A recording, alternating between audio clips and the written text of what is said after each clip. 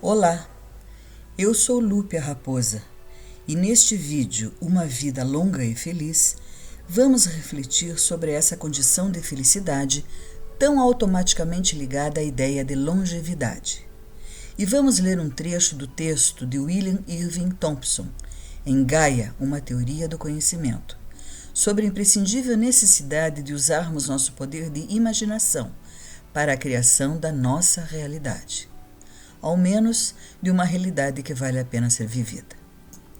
Uma vida de 100 anos em um ser humano é uma vida longa, algo que automaticamente classificamos como sendo bom.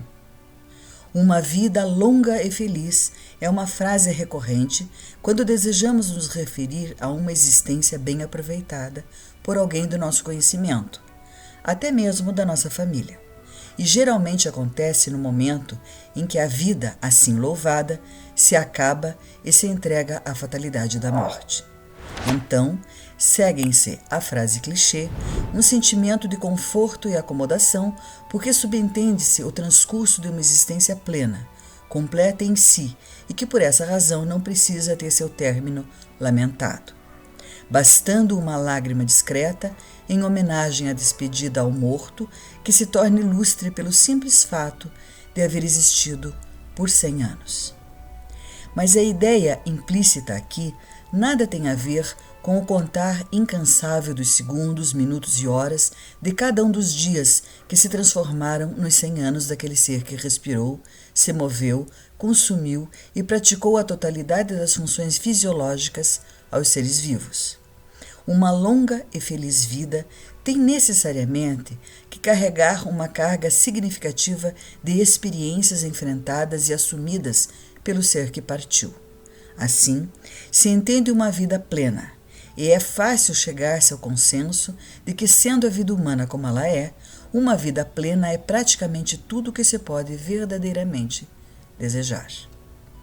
No livro Girassóis, Ipês e Junquilhos Amarelos, há um trecho que descreve o momento em que o personagem César Astuninan, quando completou 70 anos dos 100 vividos por ele, se percebeu incorpóreo, flutuando sobre um lugar qualquer na Cordilheira dos Andes.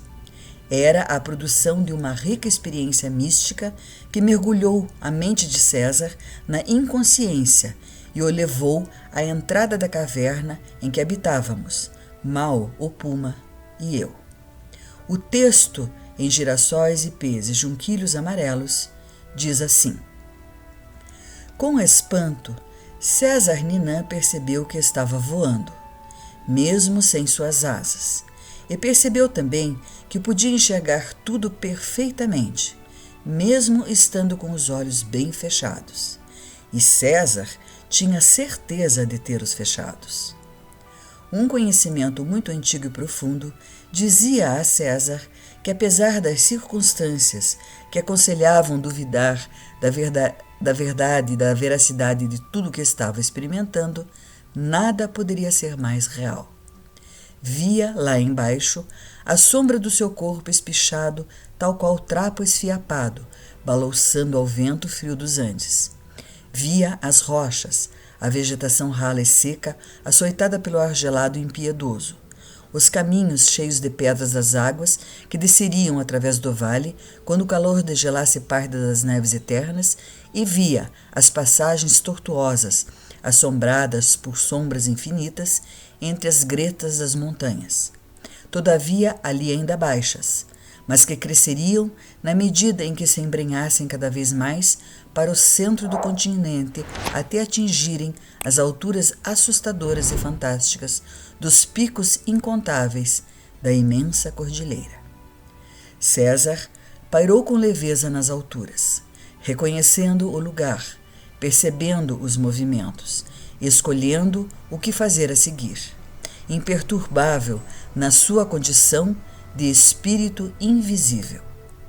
Pensou na possibilidade de pousar e imediatamente a ação se fez. Pousou docemente, sem peso, sobre uma grande rocha vermelha que se erguia como um imponente monólito a poucos metros em frente à entrada da caverna, por onde sabia que a raposa deveria sair. Tranquilo, César Astuninan esperou.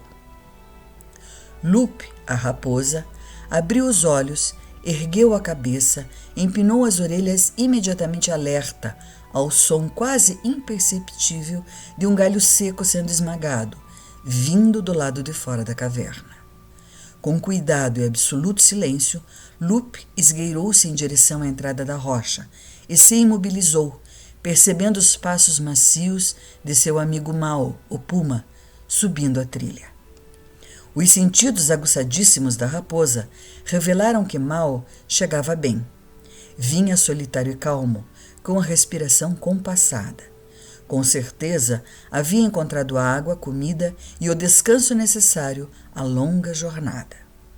Cautelosa pelo profundo conhecimento dos perigos da vida, mas decidida a conferir a percepção dos seus sentidos, Lupe saiu para o pequeno platô rochoso em frente à entrada de pedra em arco. Estacou imediatamente, com um arrepiar no dorso que pôs seus pelos castanhos em pé. De onde estava, podia ver o corpo cinza azulado de Mao no elegante movimento compassado dos felinos, subindo a estreita trilha de pedra. Os olhos da raposa confirmavam a certeza anterior de que o amigo estava bem, de que nada havia a temer. Mas um sentido muito mais sensível revelou um mistério além da sua capacidade de compreensão. Foi impossível para Lupe definir o que a estava deixando desconfiada e inquieta. O puma, por sua vez, sentiu imediatamente o desassossego da raposa e pôs os sentidos alerta. Convenceu-se de que, muito embora seus penetrantes olhos âmbar não pudessem enxergar mais ninguém ao lado da figura de Lupe, lá no alto, dentro do ângulo de visão que englobava o platô rochoso em frente à entrada da caverna e o majestoso monólito que se erguia soberano, dominando parte da visão do horizonte, ali havia indiscutivelmente mais alguém. Invisível, misteriosamente camuflado à paisagem de rochas e nuvens e pequenas ervas rasteiras, havia uma presença tão real quanto qualquer dos elementos que lhe eram visíveis e palpáveis. Impossível de ser espreitado, farejado ou compreendido, e, no entanto, ao alcance de um bote. César, o ser detectado pela finíssima capacidade perceptiva dos animais, também não via a si mesmo. Pousado, imóvel, sobre o monólito vermelho em sua condição extraordinária de espírito invisível, exatamente em frente ao platô de pedra da caverna em que Lupe e Mao habitavam. Ficaram assim, a raposa e o puma, imobilizados por um longo momento, olhando sem nada enxergar, diretamente para o lugar em que pairava a forma etérea de César Astuninã. Sobre o ser diáfano de César fixaram-se dois pares de olhos penetrantes, devassando o ar silencioso e tentando compreender como a presença indiscutível não podia ser vista, ouvida ou farejada. Essa foi a descrição da experiência de César, quando ele, aos 70 anos, entregou-se às alucinações nas quais teve experiências extraordinárias. Através do poder da sua rica imaginação, César viajou em nossa companhia pelas trilhas da Cordilheira dos Andes e ressignificou sua vida e também encheu com novas perspectivas as nossas vidas, de Mao e a minha, quando nos levou até a civilização dos seres alados dos Andes. No texto Gaia, uma teoria de conhecimento, há uma interessante reflexão sobre o poder e a importância da imaginação para o imprescindível envolvimento humano na biosfera, naquilo que o autor do trabalho, William Irving Thompson, chamou de revelação do poder do observador científico alterar a ciência do cientista. O texto de Thompson nos diz assim: a imaginação é necessária para dar forma a uma teoria ou a uma hipótese. A razão pura não poderia jamais elaborar uma visão científica do mundo. Um simples amontoado de fatos é ineficaz e nem uma epopeia de Homero, nem uma teoria científica da evolução podem ser produzidas a partir de meros fatos. Para as pessoas em uma cultura pré-científica, dotadas de uma aguda capacidade de observação e de apreciável sensibilidade, não há outra forma de referir-se a qualquer tipo de vida a seus pés, a não ser através da imaginação poética que torna quase humanas minúsculas criaturas. A imaginação é, portanto, uma capacidade de sentir aquilo que você ainda não conhece, de intuir o que não pode ser compreendido, de ser mais do que é possível conhecer. A capacidade de imaginação da nossa mente não é a resultante epifenomenal de processos mais depurados de uma lógica de computação, como os defensores da inteligência artificial gostaríamos que acreditássemos. Não. A imagem é o resultado da consciência de outras dimensões de sensibilidade. A capacidade de pensar por meio de imagens e depois transformá-las em outras dimensões de referência é vital para a arte, a poesia e para a ciência. Uma imagem não é uma ilusão, é um hieróglifo, uma história condensada, e as histórias são literalmente formas de preservação da cultura. Não se deve dizer que a imaginação e a poesia sejam apenas a matéria-prima para contos de fadas e que os fatos sejam a substância genuína da ciência rígida. Na verdade, os fatos concretos é que são demasiadamente simples, ao passo que o produto da imaginação é de uma complexidade fascinante. É possível sentir-se enlevado por uma lenda ou um conto de fadas, antes mesmo de qualquer apreciação intelectual da narrativa, exatamente porque nós somos mais do que conhecemos. A ciência jamais poderá abranger a totalidade do ser. No limite do nosso conhecimento há um horizonte, um lugar onde as nuvens movem-se no céu em direção à ilha que habitamos. Esse processo, no qual uma vasta atmosfera planetária se condensa na forma limitada de uma nuvem, é também aquele em que uma enorme massa global de conhecimento se torna uma imagem distinta em nossa limitada personalidade, o ego. Nessa metáfora de atmosfera e nuvem, situa-se a representação imaginária da própria filosofia que estou procurando expor. Representação é a palavra exata. O que quero oferecer para a reflexão não é apenas a exposição de algumas teorias científicas, mas uma revelação na qual o observador científico altera a ciência do cientista.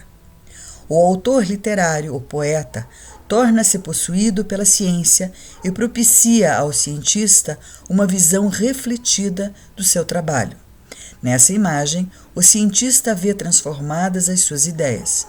Por sobre os ombros, num espelho, ele se vê envolvido por um cenário cultural que não havia notado antes. Ele descortina as estruturas místicas da imaginação e descobre que a ciência e as artes estão se movendo em direção a um mundo pós-modernista, no qual as coisas não serão mais como antes. Não é o caso de um mundo facilmente divisível, com a delicada subjetividade de um lado e a crua objetividade do outro, com as letras e as artes aqui e a ciência ali. É um novo estágio da biologia, uma nova teoria do conhecimento. Antes de ser uma hipótese, Gaia foi uma divindade. Assim sendo, que área mais apropriada poderia existir para uma exploração do mito e ciência? Todavia, a hipótese Gaia, por si só, não seria suficiente para exprimir uma teoria do conhecimento ou uma política de vida. Com a química atmosférica de Lovelock, temos o macrocosmo. Com a bacteriologia de Margulis, temos o microcosmo. Mas entre o macrocosmo do planeta e o microcosmo da célula, move-se o mesocosmo da mente humana.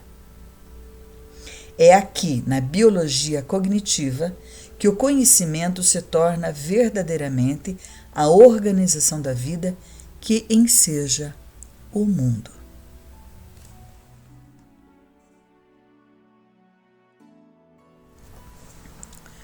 A nós, é forçoso concluir, pela seriedade da hipótese, de que o mundo, como foi construído até aqui, a vida na qual vivemos, é mental. Sábios, estudiosos e seguidores de inúmeras seitas milenares, transmutados em gurus do conhecimento espiritual, ensinam que transformar a maneira de pensar o mundo equivale a transformar o mundo, e insistem que tudo deve ser questionado. Nada simplesmente aceito inquestionavelmente. Tudo deve ser experimentado na construção de uma vida longa e feliz.